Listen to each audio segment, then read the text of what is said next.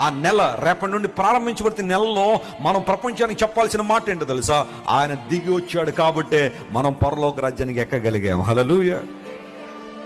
What a wonderful savior, what a sweet savior we have been worshiping.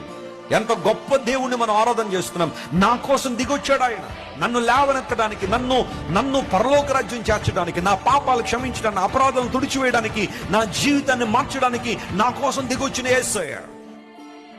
పరలోకంలో ఉండుట విడిచిపెట్టకూడని భాగ్యమే. That was a best and comfort zone. Jesus never wanted to leave it, but he had chosen to come down. పరలోకంలో ఉండుట విడిచిపెట్టకూడని భాగ్యమును ఎంచుకొనక ఆయన భూలోకాన్ని దిగొచ్చి దాసుని స్వరూపం ధరించి మరణం పొందినంతగా ఏం పొందాడట? ఆయన విధేయత చూపించాడు. ఆయన ఎంత గొప్ప దేవుడు అండి ఆయన. మన కోసం దిగొచ్చాడు ఆయన.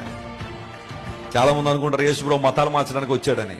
నో, పడిపోయిన నిన్ను, అగాధ జలములో ఉన్న నిన్ను పైకి లేవనెత్తాలని. పడిపోయిన నిన్ను చూసి నవ్వేవాళ్ళు ఉంటారు. పడిపోయిన నిన్ను చూసి ఇది కదా మేము కోరుకుంటుందని ఆశించే వాళ్ళు ఉంటారు. పడిపోయిన నిన్ను చూసి జోకులు వేసుకునే వాళ్ళు ఉంటారు. పడిపోయిన నిన్ను చూసి అపహాస్యం చేసేవాళ్ళు ఉంటారేమో. కానీ పడిపోయిన నేను పడిపోయినట్టుగా ఉంచాల నా యేసయ్య నిన్ను లేవనెత్తాలని నీ కోసం దిగొచ్చాడు ఆయన పరలోకం నుంచి.